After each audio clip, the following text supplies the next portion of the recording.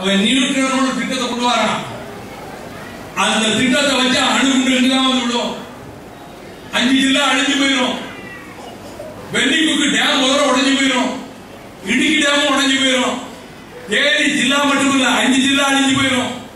மதுரைக்கு தண்ணி வராது. இதை தடுப்பதற்காகத்தான் 31ஆம் தேதி மதுரை மாநகரத்தில் தெப்பக்குளத்துக்கு அருகிலிருந்து நான் விவசாயிகளோடும் மாணவர்களோடும் இளைஞர்களோடும் தொண்டர்களோடும் நான் நடந்து போக போகிறேன்.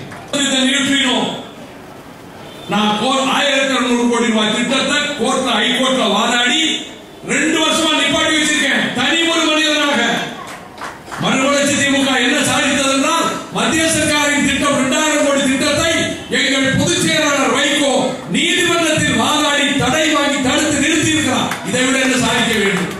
இன்றைக்கு நான் நியூட்ரனுக்காக மத்திய பிரதமர் சொல்லிட்டாரு, நியூட்ரனை உடனே நிறைவேற்றணும், கேபினட் செய்யறதுக்கு ஆர்டர் போட்டார். அவர் மத்திய சர்க்கார் நடத்தணும் இருக்காங்க. மாநில சர்க்கார் மோடி போன் பண்ணா இங்க உட்கார்ந்து எந்திரிச்சு நின்று கும்பிட்டு போன் இருக்காங்க. உங்களோட மந்திரிகள், முதல் மந்திரி உட்பட 1000 பேர் சகோதரி ஜெயலலிதா துணிச்சலா எழுத்தாங்க. அண்ணன் கலைஞரும் மாநில உரிமைகளுக்காக போராடுவாங்க. இப்ப என்ன நீங்க நியூட்ரனை கொண்டு வருங்க. ஓபிஎஸ் சொல்றேன், உங்களுக்கு போன்ல பேசுறேன். உங்க ஏரியால இதுக்கு அனுமதி கொடுக்காதீங்க. இன்னைக்கு வரை கொடுக்கல. மாஸ்டர் கட்டுப்பாட்டு வாரியம் கொடுத்துறாதீங்க. மோடி பயமுறுத்துவாரு, நீங்க பயந்துட்டு கொடுத்துறாதீங்க.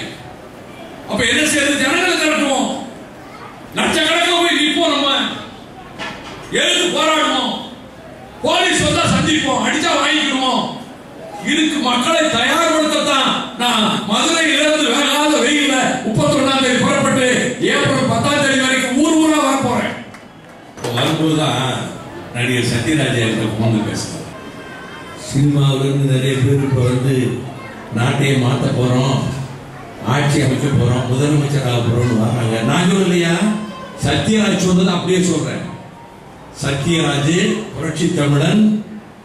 சத்யராஜ் வந்து ஈழ தமிழர்களுக்காக எல்லா போராட்டங்களுக்கு வந்தவர்.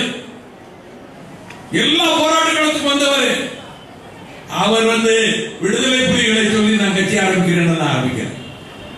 உண்மையான உணர்வுள்ள புலி ஆதரவாளர் அந்த சத்யராஜ் சொல்றாரு, இந்த புதுசா வந்து அரசியலை மாத்த போறோம், முதலமைச்சர் ஆக போறோம்ன்றாங்களே, ஒண்ணு தெரிஞ்சுக்கிடுங்க, நானே 3 தலைமுறைக்கு சினிமாவில் சம்பாதிச்சிட்டேன்.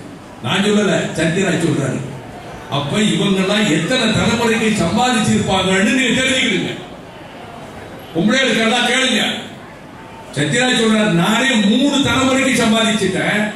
இந்த 2 பெரிய நடிகர்கள் எத்தனை தலைமுறைக்கு சம்பாதிச்சிருப்பாங்கன்னு நீங்க தெரிஞ்சுக்கிடுங்க. எலெக்ஷன்ல நிற்பாங்க, தோத்தா அவங்க வாடல அவங்க வேலையை பார்த்துட்டு போயிடுவாங்க.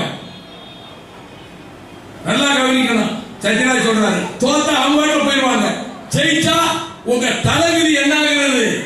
காமெடிக்கு இப்படி பண்ணி தொலைச்சிடாதீங்கம்மா. நான் சொல்லல, சத்யராஜ் சொல்றேன்.